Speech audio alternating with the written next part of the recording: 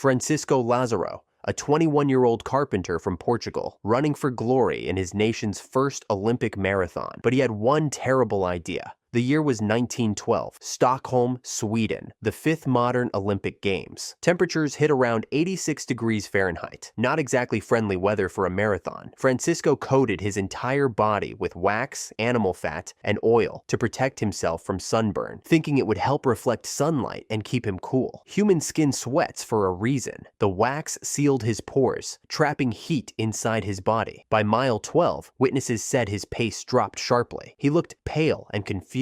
By the 19th, he collapsed face first on the road, body temperature soaring past 104 degrees Fahrenheit. Doctors on site tried to cool him with ice and water, but he was already in heat stroke. He was rushed by car to Serafimir Lasaretit Hospital, where he died early the next morning, July 15, 1912. He became the first athlete in Olympic history to die during competition. Lázaro's death prompted significant changes in marathon safety, including better hydration stations, medical oversight, and education on heat-related risks in future Olympics. His final recorded words to the medical team were, "Either I win or I die." And tragically, he kept that promise. Bernhard Britz. Before helmets, carbon frames, or fancy electrolyte drinks, there was Bernhard Britz, a Swedish cyclist built like pure grit. In the 1932 Los Angeles Olympics, he was one of Sweden's strongest contender. He bagged 2 bronze medals, one in the individual road race and another in the team event. Back home, he was celebrated like a hero, the guy who pedaled Sweden onto the global map. But fast forward just 2 years later, and his story took a cruel turn. In 1934, during a training ride near Alingsås, Sweden, Britz was preparing for another championship season. The man was relentless, pushing hard on narrow country roads, no safety cars, no helmets, no traffic controls. Then, out of nowhere, a truck came barreling around a corner, and Britz had no time to react. The collision was fatal. The same strength that once carried him through Olympic glory couldn't save him that day. He was only 29 years old. The man who survived punishing Olympic road races died on an ordinary road doing what he loved most. Knud Enemark Jensen.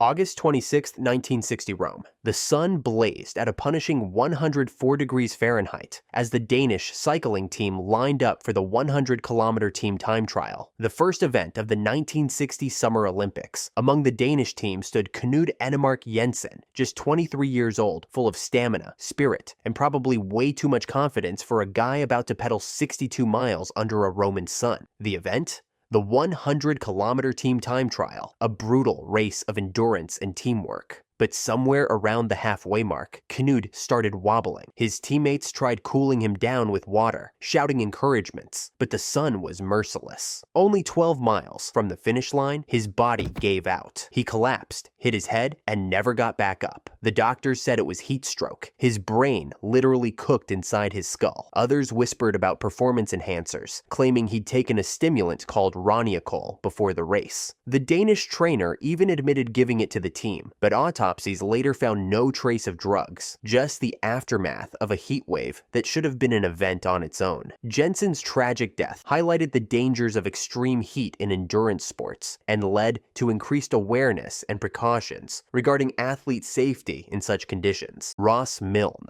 The year was 1964, Innsbruck, Austria. The Winter Olympics were in full swing. Enter Ross Milne, a 19-year-old skier from Australia, a country better known for beaches than black ice. But Ross was different. He'd trained for years, chasing a dream that led him halfway across the world to take on the most dangerous downhill course in Olympic history. The Patrickhoffel course was a monster, steep, slick, and chaotic. Nearly 100 racers were practicing at once, all barreling down at over 90 miles an hour, dodging each other. On January 25th, during one of his final training runs, Ross lost control on a tight corner. Some said he swerved to avoid a group of bystanders. Others said the course was simply too crowded. Either way, his skis caught and he slammed into a tree at full speed. The impact killed him instantly, just one day before his event. Ross's death wasn't just an accident, it was a warning. But like most warnings in sports, it was learned the hardest way possible. Nicolas Bochatay.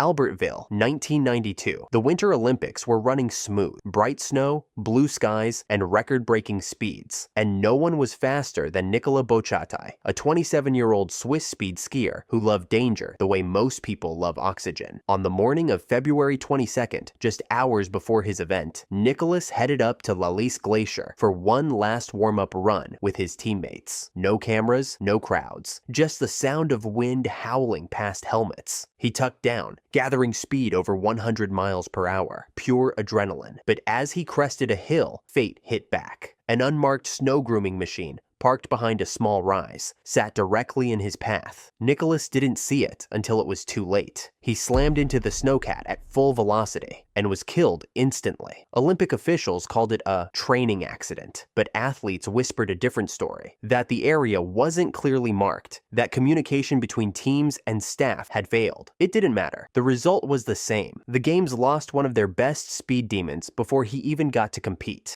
Nodar Kumaritashvili, Vancouver, 2010. The Winter Olympics were just about to begin, a celebration of speed, precision, and athletes defying physics for gold. And then came Nodar Kumaritashvili, a 21-year-old luger from Georgia. He'd trained his whole life for this moment, sliding down an icy metal tube at over 90 miles per hour on what's basically a metal tray with handles. But that year, the Whistler Sliding Center had a problem. It was the fastest luge track ever built. Even professional veterans were calling it too quick to be safe. During a final practice run, just hours before the opening ceremony, Nodar launched down the track. Everything looked fine until turn 16, nicknamed Thunderbird, where speeds peaked. His sled clipped the wall, flipped, and he was thrown off entirely, traveling 89.4 miles per hour when his body slammed into a steel pole. The impact was catastrophic. Medics reached him in seconds, but it was already over. He was declared dead shortly after, just hours before the world's biggest sporting event began. In response, organizers immediately lowered the track start, added higher walls, and padded the dangerous poles. Too late for the man who paid with his life to expose its danger. Nodar's death was a global shock, the first fatal crash in luge at the Winter Games in 44 years. His father, also a former luger, said through tears, "He died doing what he loved."